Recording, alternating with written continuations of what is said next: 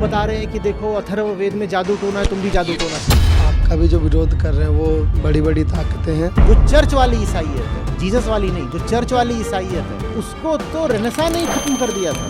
शाक्य मुनि के अलावा और भी कितने मुनि हुए, सबको अशोक नहीं मिला। 4000 की शर्ट 2200 में लेके आए हैं। क्या करेगा तू 1800 बचा करके? चुनौती उठाओ, देखो क्या होता है। ये समय की धूल हो जानी है, बहुत जल्दी हो चुकी है। जैसे विवेकानंद कहा करते थे ना, भविष्य का धर्म तो वेदांत मात्र है। सेठ जी पैसा छुपा के रखते हैं, बताओ क्यों?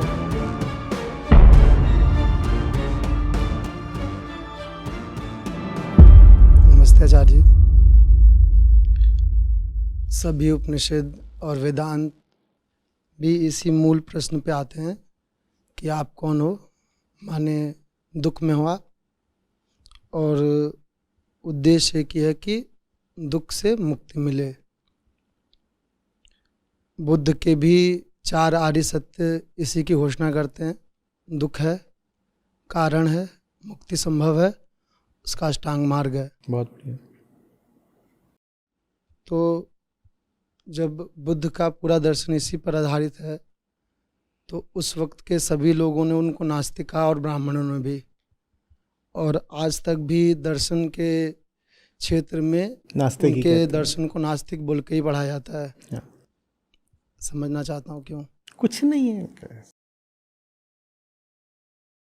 मूर्खता है। बुद्ध को नास्तिक बोलना पागलपन है। क्योंकि मेरी समझ में मूल हाँ, असली और वेदांती तो वही है। बुद्ध वेदांत की जितनी गहराई तक पहुँचे थे, उतनी गहराई तक उस समय में कोई ऋषि मुनि नहीं था जिसको वेदांत समझ में आता हो, क्योंकि उनको समझ में नहीं आता था खुद ही वेदांत। तो जो असली वेदांती था उसको घोषित कर दिया ये तो नास्तिक है। इनको लगा कि आस्तिक वो है जो वेद के कर्मकांड को माने, और कर्मकांड के नाम पे लगे हुए हिंसा करने में, जानवर काटने में। असल में खेल सारा जानवर के ही कटने का था, समझो बात को। मूल बात वही थी, वहीं पे को काटने थे जानवर, और लोगों से उगाने थे पैसे, धन धान्य, और मांस तो है ही है। बुद्ध ने कहा ये सब नहीं चलेगा। पहली बात, इसमें धर्म कहीं नहीं है। दूसरी बात, तुम सीधे साधे लोगों को लूट रहे हो। और तीसरी बात, ये जानवरों को मारना तो मैं बर्दाश्त कर ही नहीं सकता। तो उन्होंने कहा तू नास्तिक है, क्योंकि ये तो कर्मकांड है, हमारे उसमें लिखा हुआ है वेद में, तो हम करेंगे। और अगर तू इसको नहीं मान रहा है तो माने तू वेद को नहीं मान रहा है, तो तू नास्तिक हो गया। एकदम गलत बात है ना। वेदों का जो मर्म है, रस है, वो कर्मकांड थोड़े ही है। वो क्या है? वो तो वेदांत है। और वेदांत तो सबसे ज्यादा आगे कौन बढ़ा रहे हैं? स्वयं बुद्ध। तो अगर कोई सबसे बड़ा आस्तिक है तो कौन है? तो ये मत कहो कि बुद्ध को नास्तिक बोला, ये पूछो कि किसने। जो कर्मकांडी उनको तो बुद्ध नास्तिक ही लगेंगे, तो नास्तिक लगे। और बुद्ध को नास्तिक जब आप बोलते हैं तो आप एक बहुत खतरनाक बात खड़ी कर देते हैं। आप कह देते हैं कि वेद का अर्थ ही है बस कर्मकांड। और जैसे ही आप वेद का अर्थ कर्मकांड कर देंगे, जानते हैं उसका असर क्या होगा? असर ये होगा कि वेद धीरे धीरे खोते जाएंगे। कितने लोगों ने वेद पढ़ा है आज? क्योंकि कर्मकांड एक समय की चीज थी, जो उस समय कुछ लोगों को ठीक लगी। उन्हें लगा, उस वक्त ना विज्ञान बहुत विकसित था, न सूचनाएं थी, कुछ नहीं। तो वो एक समय की बात थी कि इस समय पर हमें लगता है कि इसी तरीके से पानी की ताकत को प्रसन्न करा जा सकता है, कड़कने वाली बिजली को प्रसन्न करा जा सकता है। वो इंद्र बैठा हुआ है जो सब देवताओं का शिरोमणि है, उसको प्रसन्न कर सकते हैं। और अग्नि है जो कि तरीके से काम आती है, उसको हम खुश कर सकते हैं। तो वो एक समय की बात थी जब ज्ञान इसी स्तर पर था। समझ रहे हो? वो समय तो बीत गया। अब आज की पीढ़ी कैसे उस चीज को स्वीकार करेगी? तुम बोलोगे कि हे इंद्र, तू हमारी फसलें ठीक कर दे, या बारिश कर दे वरुण, या मित्र, या कुछ। तो जो आज की पीढ़ी हो क्या बोलेगी? आज का जो जवान लड़का है क्या बोलेगा? बोलेगा भाई अगर पानी चाहिए तो उसके लिए नहर है और बांध है, आर्टिफिशियल रेन भी है। बिजली चाहिए तो उसके लिए बोलो न्यूक्लियर रिएक्टर है। प्रकाश चाहिए तो उसके लिए ये बल्ब लगे हुए हैं। इसमें देवता लोग कहां से आ गए? तुम्हें प्रकृति से संबंधित जो भी चीजें चाहिए उसके लिए तो विज्ञान है, उसमें देवताओं की जरूरत कहां बची? कहते हमारी गायें ज्यादा दूध दे, गाय भी ज्यादा दूध दे तो उसके लिए तुमने जेनेटिकली मॉडिफाइड गाय बना दी है, उसके लिए भी तुम्हें देवता नहीं चाहिए। अगर आप वेद को वही बना दो एक कर्मकांड, तो आज की पीढ़ी वेद को बिल्कुल भुलाती जाएगी, पीछे छोड़ती जाएगी, वो सबसे बड़ा खतरा है। लेकिन अगर आप वेद को वेदांत मानोगे तो वेद अमर हो जाएंगे। वेदों को बचाना है अगर, तो वेद से आशय वेदांत होना चाहिए। फिर आप कहते हो आज की पीढ़ी संस्कारहीन हो रही है, धर्म को भूल रही है। कैसे धर्म को याद रखे? धर्म के नाम पे आप उसे ये सब बातें बताओगे अगर कि फलाना यज्ञ करने से वर्षा हो जाती है, तो वो साइंस पढ़ा हुआ लड़का हुआ आपका मुंह देखेगा, हंसेगा और क्या करेगा? वेद की एक ही चीज है जो अमर है, जो कभी भी पुरानी नहीं पड़ेगी, जो हमेशा बहुत, वो कौन सी चीज है? वेदांत। क्योंकि वेदांत किसकी बात करता है? आदमी के मूल बंधन की। जब तक इंसान है उसका वो मूल बंधन रहेगा, और जब तक वो मूल बंधन रहेगा तब तक वेदांत सार्थक रहेगा और प्रासंगिक रहेगा और उपयोगी रहेगा। तो वेदांत अकेला है जो अमर है। आस्तिकता का अर्थ होना चाहिए वेदांत के प्रति सम्मान। जो वेदांत को सम्मान देता है वो आस्तिक है। यही आस्तिकता की परिभाषा होनी चाहिए, आस्तिकता की और कोई नहीं परिभाषा। आप बैठ करके यज्ञ करते हो, लकड़ी जलाते हो, इससे आप आस्तिक नहीं हो गए। आप बाकी तमाम तरीके के मंत्रोच्चार करते रहते हो बैठे बैठा, उससे आप आस्तिक नहीं हो गए। आस्तिक माने वही जो वेदांत में आस्था रखता है। और अगर आप ये परिभाषा नहीं स्वीकार करोगे, हिंदू समाज अगर इस परिभाषा को नहीं मानेगा, तो नतीजा ये होगा कि आने वाली पीढ़ियां पूरे तरीके से वेद विमुख हो जाएंगी, और वो हो चुका है। मैं फिर पूछ रहा हूं, बताओ ना किसने वेद पढ़े? आप में से ही किसने वेद पढ़ा है? बताओ। हाँ, आप में से कुछ लोगों ने अब वेदांत जान लिया है, क्योंकि कुछ उपनिषद जान लिए हैं और भगवद गीता जान ली है। यही हुआ है ना? अच्छा ठीक है, मैं आपसे कहूं कि मैं कर्मकांड का एक कोर्स शुरू कर रहा हूं, चलिए हाथ खड़े करिए, कितने लोग आना चाहते हैं? ये का हो गया, कोर्स फ्लॉप हो गया। ये होगा, ये होगा। और लगी हुई है पूरी जो हिंदुओं की पुरोहितों की जमात है कि इनको हम क्या बता दें। वो बता रहे हैं कि देखो अथर्ववेद में जादू टोना है, तुम भी जादू टोना सीखो। अरे नहीं सीखेगी ये पीढ़ी, नहीं सीखेगी। चारों तरफ विज्ञान ही विज्ञान है, तुम उनको नहीं कन्विंस कर पाओगे जादू टोने के लिए। कुछ समय तक कर भी सकते हो कुछ मूर्खों को, पर धीरे धीरे वो सब इन बातों को पीछे छोड़ देंगे।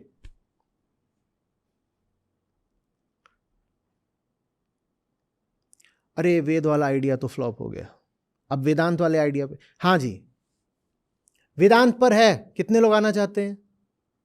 अरे ये सब तो लगता है पहले ही गीता में। ये अंतर है वेद और वेदांत में। वेदांत हमेशा हमें प्यारा रहेगा, क्योंकि वेदांत मनुष्य मात्र की प्यास है। बाकी सब बातें समय की धूल बन जानी है। विश्व के जितने धर्म हैं इनका कोई भविष्य नहीं है। जैसे विवेकानंद कहा करते थे ना, भविष्य का धर्म तो वेदांत मात्र है। जैसे जो बात मैं वैदिक कर्मकांड के लिए बोल रहा हूं, वो मैं विश्व के सब धर्मों के लिए बोल रहा हूं। जितने तुमने फालतू की रस्म रवायत परंपरा बांध रखी है धर्म के नाम पर, ये समय की धूल हो जानी है, बहुत जल्दी हो चुकी है। कितने ईसाई हैं जो ईसाइयत का वैसे ही पालन करते हैं जैसे 100 साल पहले होता था? बताओ।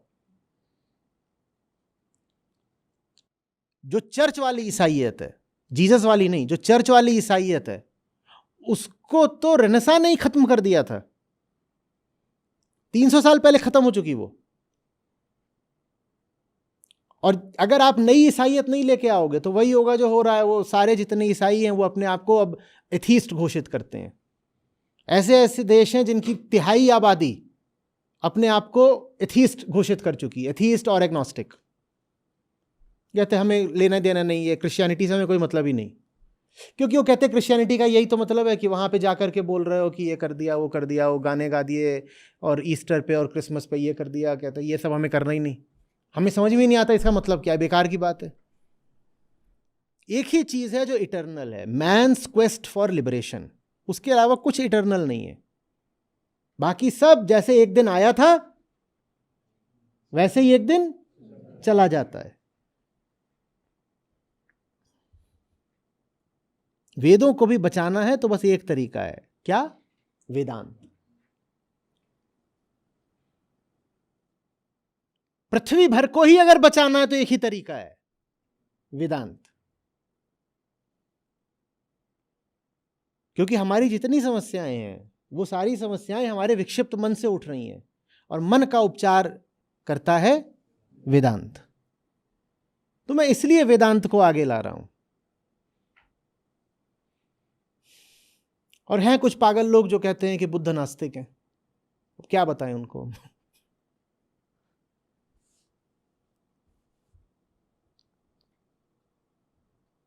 वो मुझे भी नास्तिक ही बोलते हैं। अभी ये बिल्कुल बाजार में चीज बढ़िया से फैल चुकी है कि ये नास्तिक हैं, चल ठीक।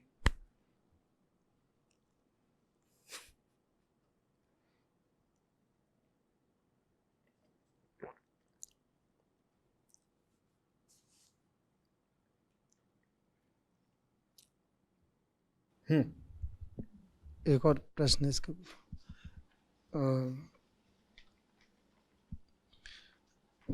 आपका भी जो विरोध कर रहे हैं वो बड़ी बड़ी ताकतें हैं जो सो कॉल्ड अपने आप को धार्मिक कहते हैं, क्योंकि ज़्यादा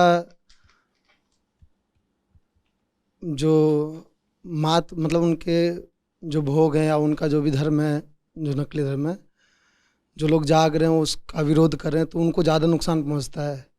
ऐसे ही बुद्ध के समय पे हुआ था, तो इसलिए जो नाम के उस वक्त के ऋषि वगैरह थे उन लोगों ने उनका विरोध किया, और वैसे आज के भी जो नाम के पंडित और पुरोहित हैं वो आपका विरोध कर रहे हैं इसीलिए। और वही लोग जनता को भी मैनिपुलेट करते हैं इसके लिए। हाँ, जनता को भड़का रहे हैं, ठीक है।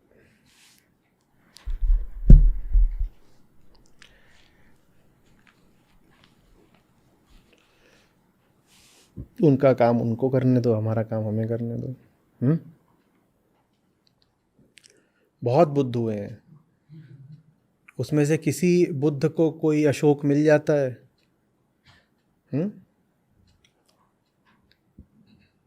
नहीं, तो बुद्ध तो तब भी आनंदित ही हैं। अशोक कोई खड़ा हो गया तो जो बात है वो फैल जाएगी चारों ओर। नहीं भी खड़ा होता तो बुद्ध कोई एक थोड़े ही हुए हैं।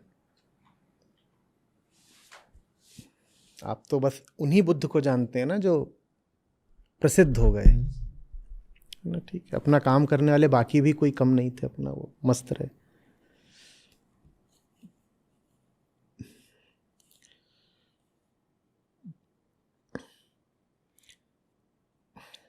बौद्ध धर्म में जब द बुद्धा बोलते हैं तो उससे आशय होता है बोध मात्र, उससे आशय गौतम द बुद्धा नहीं होता। गौतम तो एक बुद्ध है, और द बुद्ध माने रियलाइजेशन इटसेल्फ। तो कई बुद्ध हैं, सभी आत्मज्ञानी को। और इस पर हमारा कोई बस है नहीं कि अशोक मिलेगा कि नहीं मिलेगा। हमारा जिस पर अधिकार है हम वो काम अपना पूरे से करेंगे, उसके बाद ठीक है, खेल है।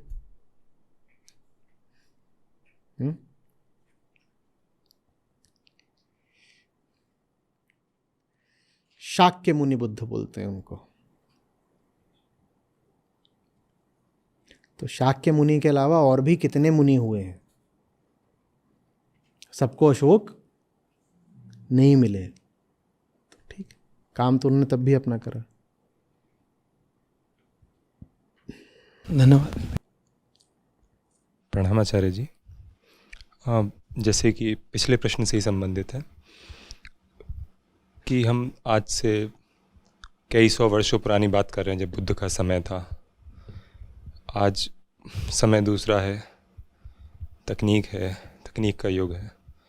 तो आज के समय का अशोक कैसा होगा जो उसको समर्थन देगा? जिस किसी को भी बात समझ में आती हो और बात दूसरों तक पहुंचाने का दम रखता हो। अशोक कोई व्यक्ति नहीं है, अशोक एक भाव है, उसको अशोकत्व बोल दो।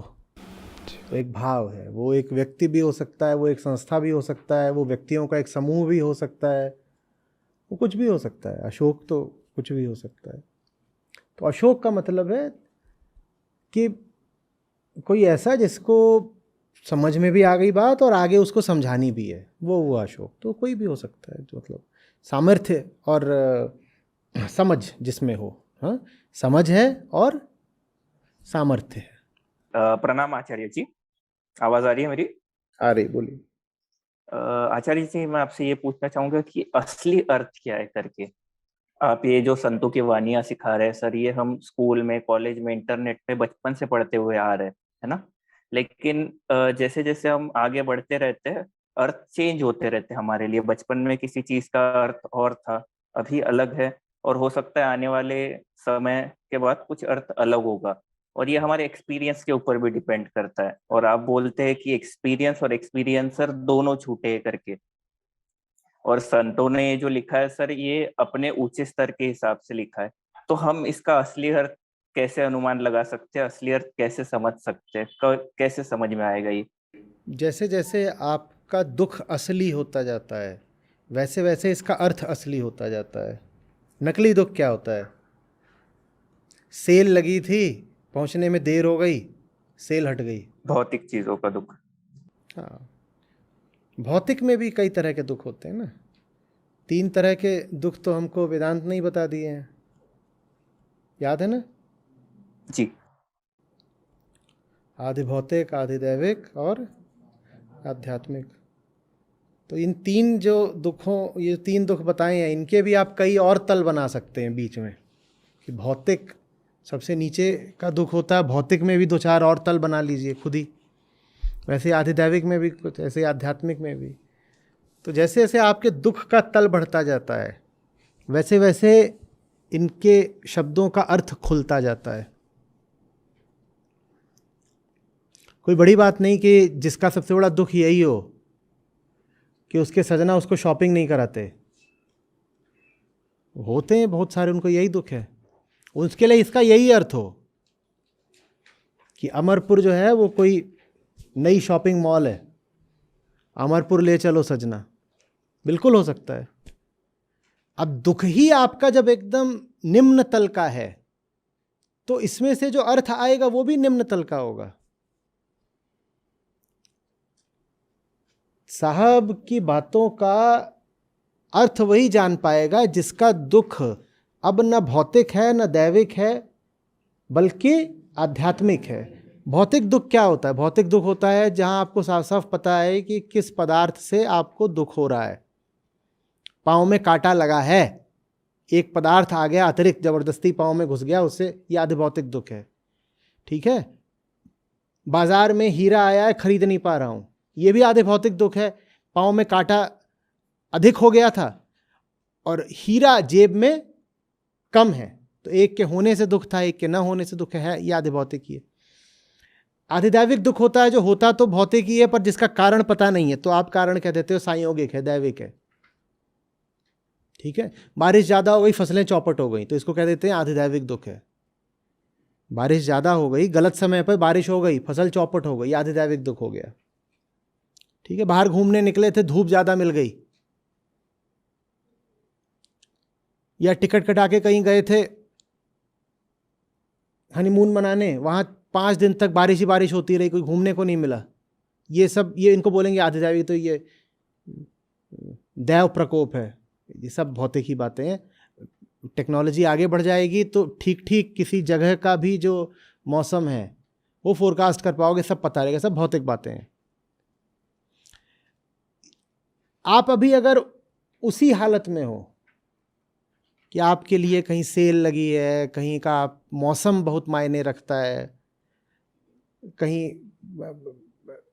व्यापार में घाटा हो गया, नुकसान फायदा देख रहे हो, तो इन बातों के भी, ये जो सब साखियाँ हैं, भजन है, इनके भी अर्थ आपके लिए बहुत निचले रहते हैं।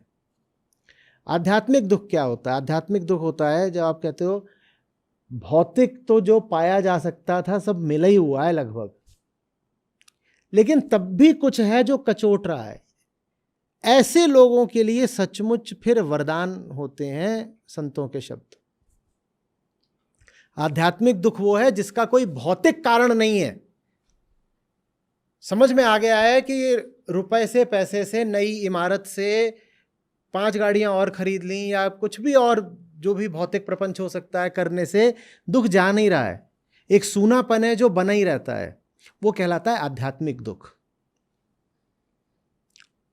संतों की बातें उनके लिए हैं जिनको आध्यात्मिक दुख है।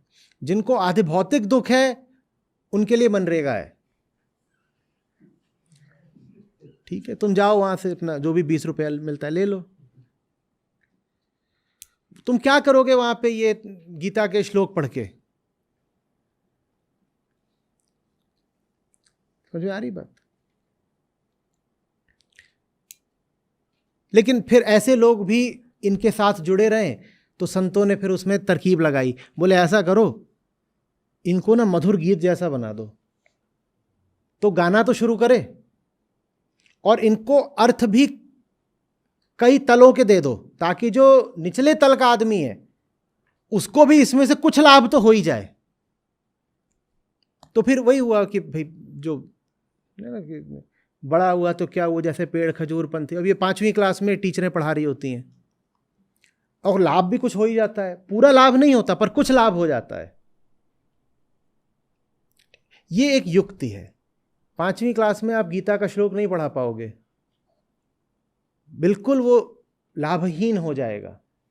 पर संतों ने करुणा के चलते अपनी बात को ऐसा कर दिया कि 5वीं के बच्चे को भी पढ़ा सकते हो, भले ही उससे उसको लाभ नहीं होगा, पर आप उसको बता सकते हो, कम से कम उसके कान में घुस गया, मन में याद आ गया। अभी नहीं काम आएगा, धीरे धीरे आगे परतें जब खुलेंगी तो आगे काम आएगा।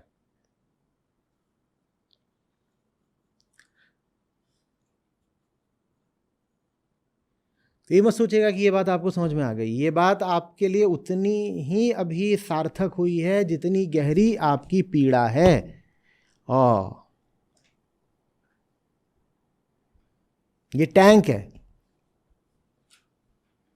और आपकी कुल लड़ाई है पड़ोस के झुन्नू लाल से, तो आइए आपके कितना काम आएगा। ये सब बातें उनके लिए हैं जिन्होंने जीवन में बड़े पंगे लिए हों। समझ में आ रही बात? जो अभी छोटे ही मुद्दों में उलझे हुए हैं तो क्या उनका होगा? कुछ नहीं। बगल वाले ने मेरे घर के सामने गाड़ी पार्क कर दी, संयुक्त राष्ट्र संघ में ये बात उठाई जानी चाहिए।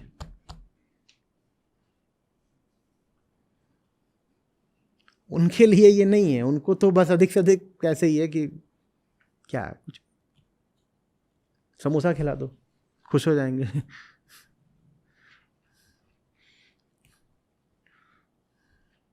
अरे बड़ा दर्द जब हो तब ये चीजें काम आती हैं। सर, इसके ऊपर ही एक फॉलोअप क्वेश्चन रहेगा कि ये बड़ा दुख उठाने के लिए बड़ी चुनौतियां उठानी पड़ेगी। ईमानदारी चाहिए, क्योंकि बड़ा दुख लाना थोड़ी पड़ता है। बड़ा दुख तो है, हर बच्चा वो बड़ा दुख लेके पैदा होता है। बड़ा दुख है, बहुत सारे लोग उस बड़े दुख को, हाँ, शर्ट सस्ती मिल रही थी खरीद लाए, मज़ा आ गया, कोई दुख नहीं है। 4000 की शर्ट 2200 में लेके आए हैं, 3 दिन तक बिल्कुल मूड हरा हरा है। तो ईमानदारी चाहिए ना कि क्या करेगा तू 1800 बचा करके। तेरी छाती में इतना बड़ा सुराख है, 1800 बचा के क्या मिल गया तुझे? वो बड़ा दुख सबको है, पर सब में इतनी ईमानदारी नहीं है कि स्वीकार करें कि वो गहरे दुख में है। कारण बिल्कुल स्पष्ट है। मान लिया कि गहरे दुख में हो तो गहरी जिम्मेदारी उठानी पड़ेगी ना। जिम्मेदारी से बचता है अहंकार, तो नहीं मानते कि दुख है। सब घूम रहे हैप्पी हैप्पी। अभी कौन तो बोल रहा था कि जो एक वो रैंकिंग निकलती है ना, happiest countries on the earth, तो वो हैप्पीएस्ट कंट्रीज की रैंकिंग ली। हाँ नहीं, वो तो ठीक है, उसका कोरिलेशन निकाला एंटी डिप्रेसेंट कंजम्पशन से, बड़ा तगड़ा कोरिलेशन आया। जितनी हैप्पी कंट्री है उसमें एंटी डिप्रेसेंट का उतना तगड़ा कंजम्पशन चल रहा है। झूठ बोलने में क्या जाता है, हम हैप्पी हैं, और फिर जाके क्या करो, डिप्रेशन की गोली खा लो, हम तो हैप्पी हैं। नहीं तो कैसे होगा कि जो देश सबसे अपने आप को हैप्पी बोलते हैं वहां per capita anti depressant consumption एकदम चढ़ा हुआ है। ये कौन सी हैप्पीनेस है? इधर कौन हैप्पी हुआ था?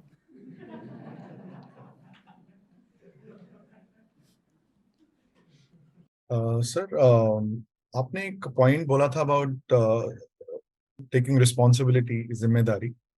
सो उसमें एक सवाल जो मेरे दिमाग में काफी टाइम से है कि, और ये मैंने पर्सनली एक्सपीरियंस भी करा है कि ये जिम्मेदारी जो बोल रहे हैं, इस जिम्मेदारी का रिस्पॉन्सिबिलिटीज का बर्डन कैरी करने के लिए I don't feel the strength कि मैं उसके कॉन्सिक्वेंसेस क्या बियर कर सकता हूँ, क्योंकि this seems like one way path. It is, एक बार ही जाता हूँ तो there is no looking back. अब सुनिए, अच्छा किया आपने प्रश्न पूछ लिया।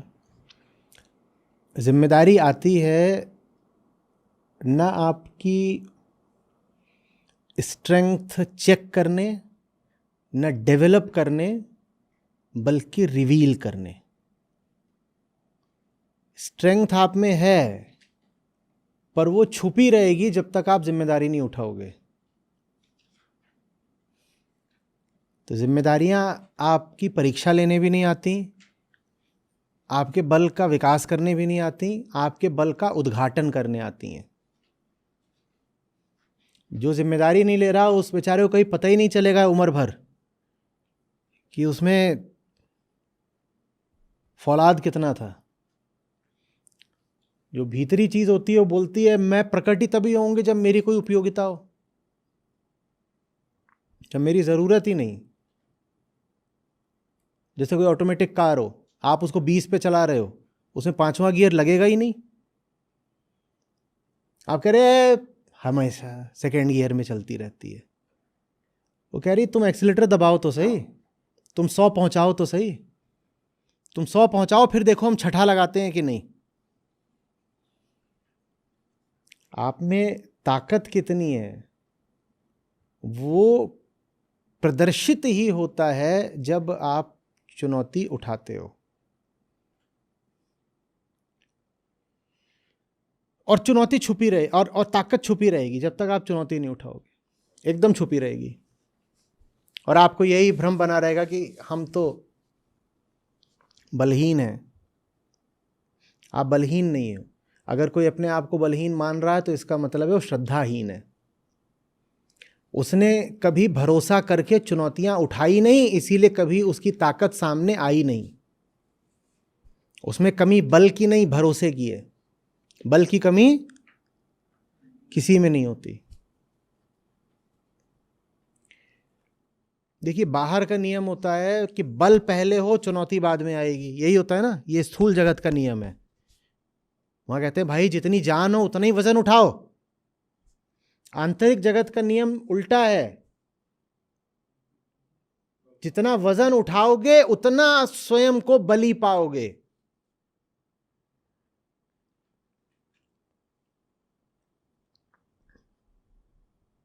हम बाहर का नियम भीतर में लगा देते हैं, गलती हो गई।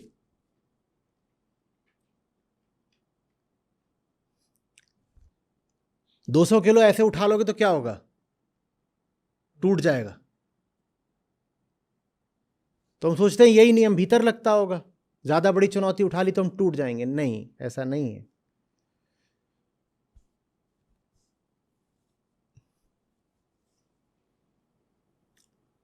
ज़्यादा बड़ी चुनौती उठा लोगे तो बस भ्रम टूटेंगे आपके, और कुछ नहीं टूटेगा। और भ्रम आपका ये है कि आप तो पिद्दू बाबा हो। मेरा नाम है पिद्दू बाबा, और मैं जिसकी तिसकी गोद में बैठा रहता हूँ क्योंकि मैं हूँ पिद्दू बाबा। चुनौती उठाओ और देखो क्या होता है। इसीलिए चुनौती उठाते नहीं। पिद्दू बाबा को गोदी की आदत लग गई है।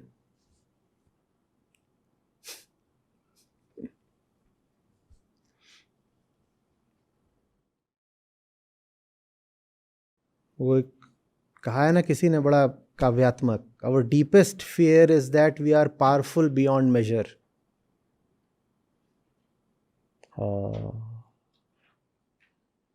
Our deepest fear is that we are powerful beyond measure. यहां से नहीं, ये तो कुछ भी नहीं है, ऐसे ही है। यहां से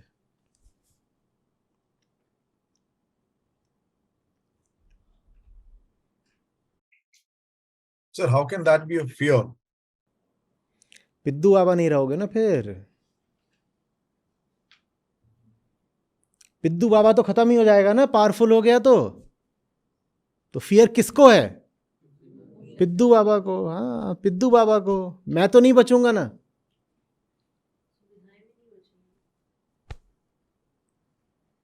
सेठ जी पैसा छुपा के रखते हैं, बताओ क्यों? वो बार बार यही दिखाते हैं कि मैं तो पिद्दू बाबा हूं, बताओ क्यों?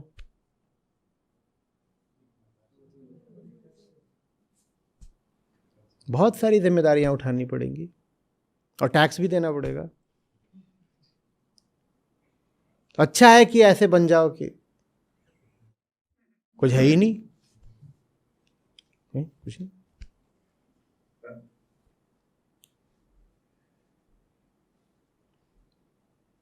सर, जब आप लोगों की रिस्पॉन्सिबिलिटी, आपने एक और चीज बोली थी कि अ, आपकी ग्रोथ में लोगों की रिस्पॉन्सिबिलिटी लेना was a big step for you.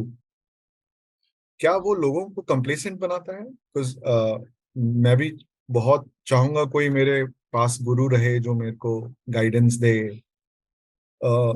लेकिन अगर मुझे लगता है guru is caring my weight, then मैं खुश हूँ वैसा।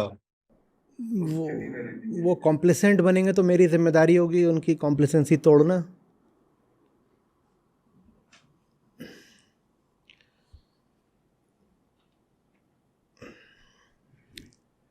ले देके वो जिम्मेदारी भी मेरी अपनी गरिमा के प्रति है। आप मेरे पास हैं और मेरे पास होने के कारण आपका नुकसान हो गया, ये अपनी डिग्निटी, अपनी गरिमा के कारण मुझे अस्वीकार है ना। आप अगर यहाँ आए हैं तो आपको बेहतर होना पड़ेगा। आप यहाँ से वैसे ही लौट गए, बल्कि बदतर होके या खाली हाथ लौट गए, तो कुछ ना कुछ हमने भी गलत ही किया होगा फिर।